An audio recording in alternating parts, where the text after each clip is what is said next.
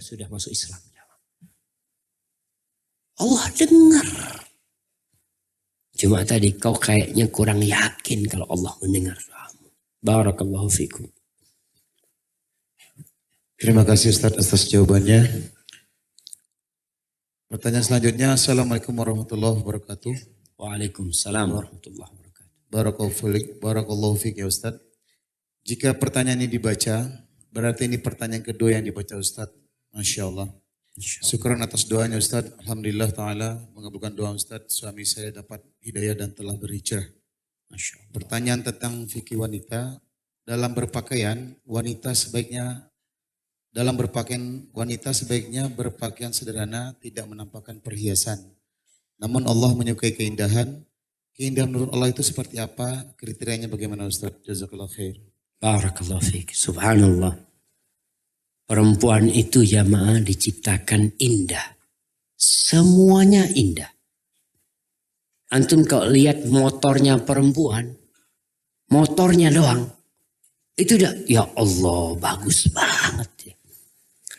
Antum lihat sandalnya, Allahu Akbar, ini sandalnya fulana kayaknya ini. Sandalnya, Allah ciptakan udah cantik. Nah, bagaimana dalam berpakaian? Karena wanita itu Allah ciptakan indah, maka Allah bikin aturan. Kepada siapa dia boleh menampakkan keindahannya. Ada batasan-batasannya.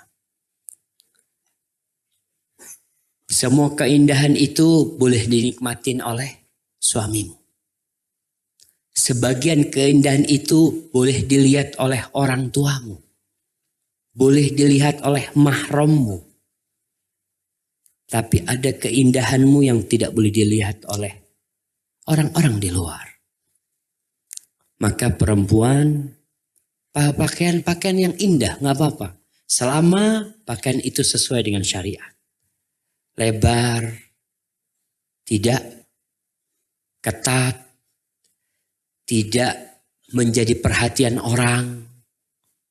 Kadang-kadang ada perempuan lewat satu kampung lihat semuanya. Ada fulan lewat, udah lewati.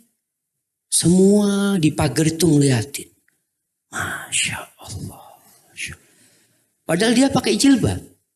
Cuma ternyata jilbabnya membuat orang jadi perhatian sama dia. Maka jangan. Berkaitan dengan wajahmu yang indah. Kalau kau pakai cadar, silahkan. Kau mau bersolek apapun di wajahmu gak apa-apa. Tapi kalau kau tidak pakai cadar, jangan kau pakai make up macam-macam.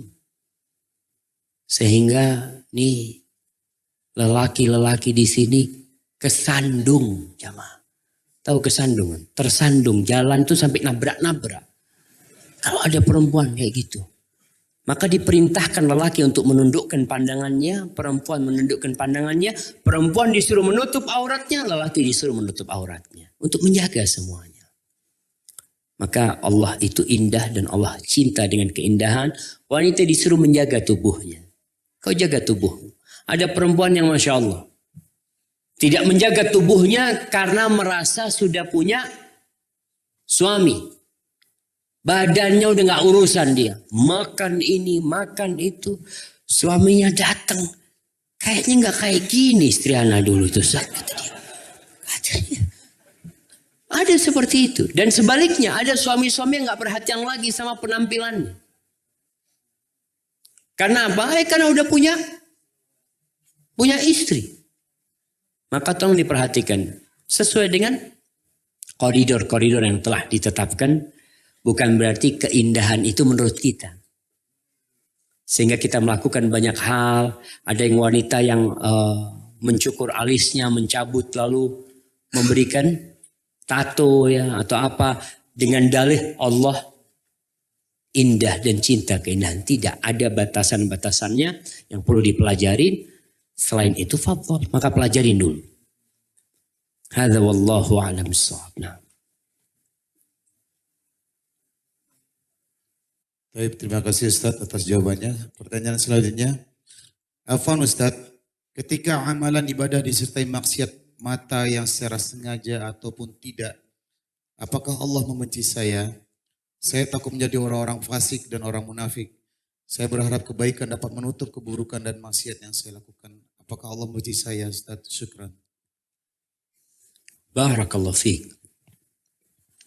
Jamaah, kalau kau ingin tahu Allah itu cinta atau benci kepadamu, lihat Allah meletakkan engkau di mana. Kalau Allah meletakkan di tempat yang Allah cintai, insya Allah Allah cinta. Kalau Allah menghalangi dari berbuat maksiat, insya Allah Allah cinta. Tapi kalau Allah membiarkanmu berbuat dosa, maka berarti Allah nggak cinta. Tapi Ustaz, ana berbuat dosa terus kena musibah, insya Allah Allah cinta. Karena idza ahabballahu qauman ibtalahum. Kalau Allah cinta sama Allah, sama hambanya, Allah kasih bala tuh. Berbuat dosa Allah kasih bala. Yang sakit, yang ini, antum berbuat dosa, kena jarum, ya Allah. Antum ingat. Itu insya Allah cinta. Jadi kalau tadi pertanyaannya, ana beribadah tapi masih melakukan kemaksiatan. Siapa di antara kita yang tidak berbuat kemaksiatan? Sifat orang yang beriman bukan yang tidak pernah berbuat dosa. Orang bertakwa itu bukan orang yang tidak pernah berbuat dosa. Tapi kata Allah, "Idza fa'alu fahishatan aw zalamu anfusahum dzakarullah fastaghfaru li dzunubihim. Wa man yaghfiru dzunuba illa Allah wa lam yusirru ala ma fa'alu wa hum ya'lamun." Orang yang bertakwa itu yang tatkala berbuat dosa, walaupun dosa besar atau dosa kecil, mereka ingat sama Allah, langsung istighfar, minta ampun. Dan dia tahu nggak ada yang bisa mengampuni dosa kecuali Allah. Dia yakin dengan hal itu. Dan mereka tidak berbuat dosa terus-terusan. Artinya berhenti berbuat dosa. Berbuat dosa, tobat, tinggalkan.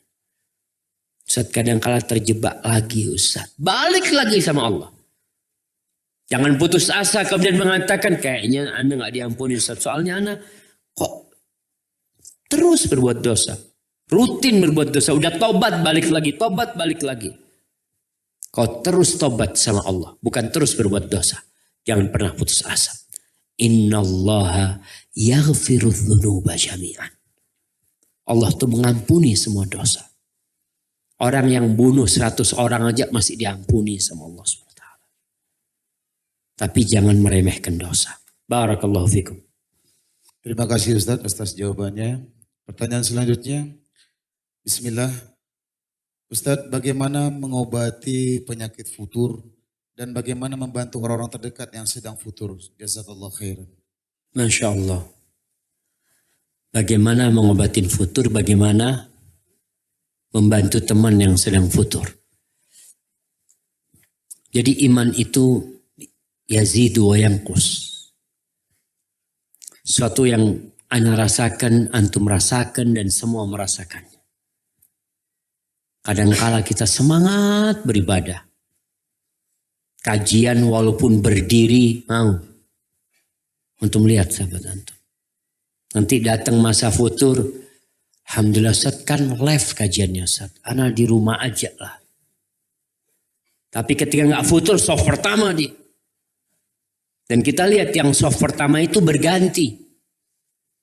Ketika susah nggak punya uang, Masya Allah.